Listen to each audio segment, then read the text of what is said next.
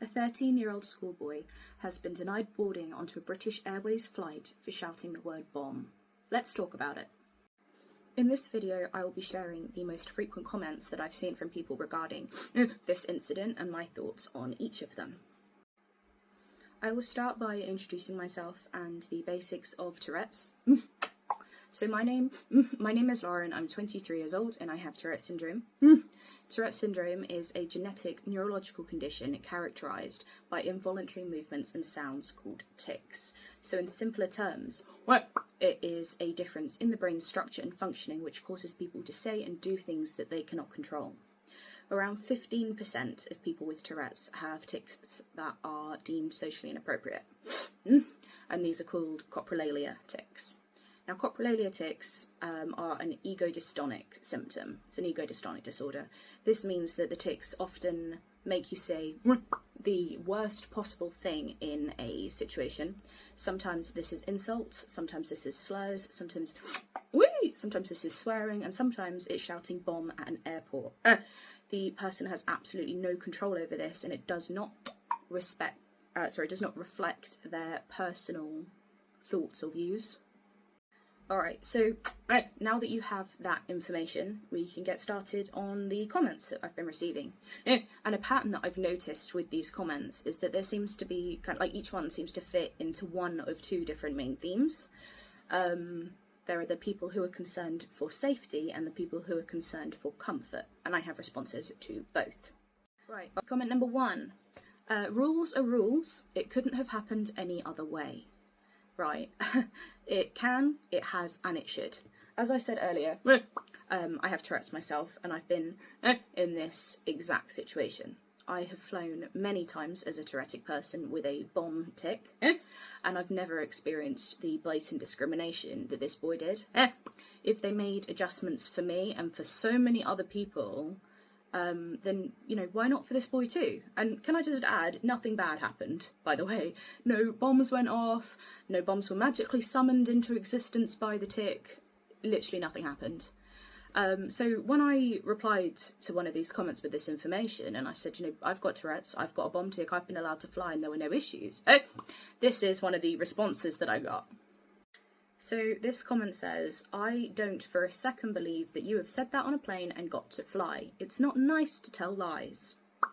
Okay, so for anyone who is thinking along the same lines as this commenter, here is a video of me going through security and the rest of the airport on one of my trips. I've got a bomb! Bomb buckets. I'm on drugs. I've got a bomb! Uh-oh.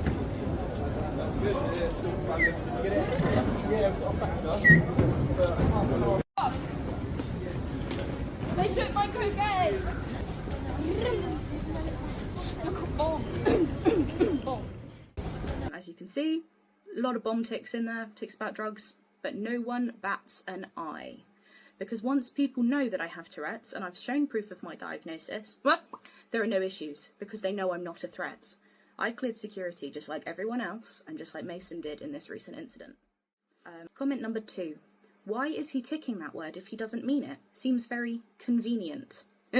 So convenient is a word that I hear a lot when it comes to Tourette's. Like, oh, it's convenient that you tick that in that situation. What a convenient time to have that tick. But that is literally how coprolalia in Tourette's works. Like I said before, it is an egodystonic disorder. You tick the thing that you least want to say. You tick the thing that would be most inappropriate in a situation. Everyone knows that you shouldn't say bomb in an airport, so that is what you're going to tick. Number 3, he was a safety risk. The decision was fair enough and the dad was angry for no reason. Right. Mason was not a safety risk. He cleared security just like everyone else waiting to get on that plane. So I have a quick question for everyone who's saying, oh, well, he was a threat, he shouldn't be allowed on. If this kid had ticked, they have a bomb, and pointed at you instead of I have a bomb, would you still be absolutely fine with that airline not letting you on board? Even after searching you, scanning you, everything else, all of the security procedures, you clear all of them, would you still be going, oh, well, I guess I'll just go spend another £2,000 on new flights, miss a day on my holiday, no big deal? Or would you be a little bit annoyed because you don't have a bomb, they know you don't have a bomb, and you did everything in your power to sort that situation? what about the other passengers? They'll all panic, and if there's a mass panic on board, then it's gonna cause issues. It's gonna cause safety issues when they're in the air. Well, I think there's a really easy solution to this one. During the safety brief at the start of the flight, make a quick announcement. There's a child on board with Tourette syndrome. Do not be alarmed. He has been searched and poses no threat to your safety. It's that easy. But what? Comment number 5. What if someone has anxiety? This would trigger them. So why is their condition more important than his? I really think that there should be accommodations for all and access for all. In this case, Mason and his family have used special assistance. They pre-booked that special assistance. If you need assistance too, maybe you should also book assistance and let them know how you can be supported through the airport and whilst you're on that flight. Also, BA gives out free earphones. You could quite easily just block out his tics using those. Comment number 6. Why didn't the parents tell the airline in advance? They did. Comment number 7. Why didn't he get searched so that they know he doesn't have a bomb? He did. Comment number 8. This is special treatment. I thought you wanted equality. Anyone without Tourette's wouldn't be allowed on after saying bomb.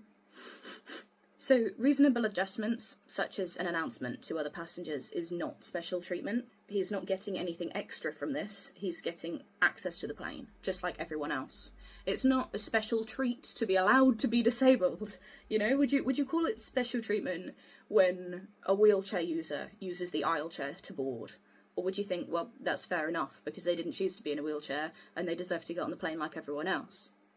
Airlines often make an announcement about like nut allergies and no one calls that special treatment, so why would this be any different? Number 9. They are not refusing him for his disability, they're refusing him for what he said. This is quite possibly one of the most uneducated takes I've heard on this, in this topic. I'm not refusing you because you're disabled, I'm refusing you because you can't walk. I'm not refusing you because you're deaf. I'm refusing you because you can't hear.